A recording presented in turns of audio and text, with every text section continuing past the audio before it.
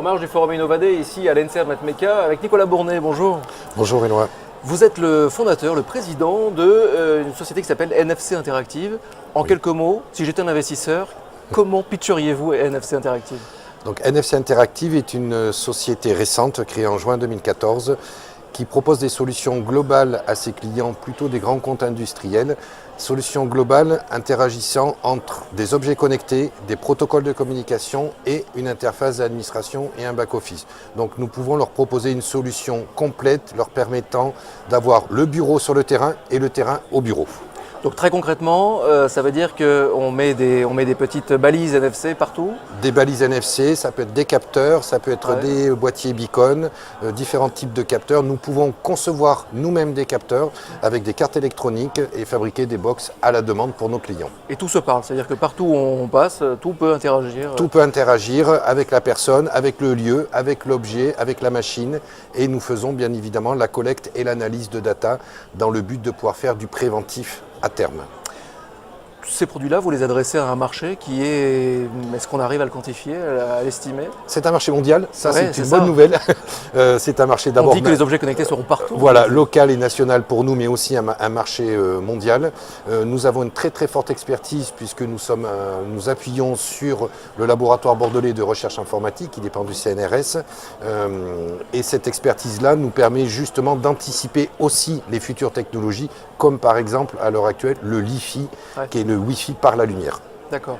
Alors vous avez la caractéristique atypique d'être une jeune entreprise universitaire. Tout à fait. C'est quoi une JEU du coup? Alors la JEU, la jeune entreprise universitaire, c'est un petit peu le statut fiscal dont parlait le fameux Xavier Niel de Free lorsqu'il disait qu'il était facile d'entreprendre en France. C'est vraiment par le biais de ce statut-là. C'est un statut où vos associés chercheurs doivent détenir au minimum 15% du capital.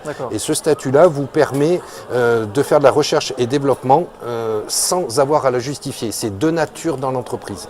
Et par ailleurs, grâce à ce statut-là, nous allons pouvoir obtenir un agrément de l'État qui permettra de rendre nos factures éligibles au crédit d'impôt recherche de nos clients. Et quand on sait que les grands groupes ont beaucoup de soucis à calculer leur crédit d'impôt recherche, nous leur amenons une solution. Du coup, vous abondez avec Xavier Niel quand il dit que c'est facile en France d'investir, et c'est facile d'innover, et c'est facile de créer. Tout à fait. Il suffit simplement d'y croire et de faire preuve de ténacité, de patience, parce qu'avec les grands groupes, il faut savoir travailler dans le temps et d'être organisé pour, et surtout de comprendre leurs problématiques. Nous, ce qui nous intéresse, c'est le parcours utilisateur. C'est pas la solution. La solution, elle est secondaire. Ce qui est le plus intéressant, c'est le parcours utilisateur. Les grands groupes justement, nous sommes dans le cadre de cette semaine de l'innovation organisée par Engie, portée par Engie à travers le monde. Donc c'est un exemple concret d'un grand groupe avec lequel vous travaillez. Oui. Comment ça s'est passé cette rencontre et puis après cet accompagnement, ce suivi avec Alors il y a eu plusieurs rencontres avant de commencer à travailler avec Engie et à l'heure actuelle nous allons travailler avec eux sur un très beau projet à Bordeaux qui s'appelle la plateforme Noé, qui est une plateforme, une base vie travaux dans le cadre du projet Bordeaux-Atlantique. Et sur cette plateforme-là, nous allons rajouter une couche numérique permettant à la fois aux ouvriers, permettant aux entreprises devant travailler sur ces travaux-là, d'interagir avec des objets connectés. Donc c'est vraiment un laboratoire in vivo sur lequel vous avez, tout à fait. Vous avez éprouvé vraiment votre relation avec Engie. En gros. Et donc il y a parmi les partenaires Engie, mais il y a aussi également d'autres groupes comme le groupe Cita, Suez et le groupe Eiffage.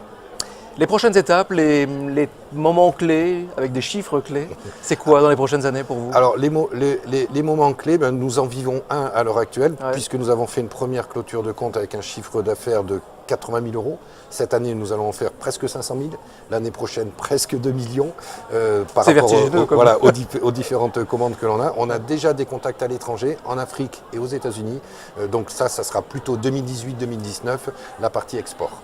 Eh bien, on suivra ça de près. Merci beaucoup, Nicolas Bournet. Merci à vous.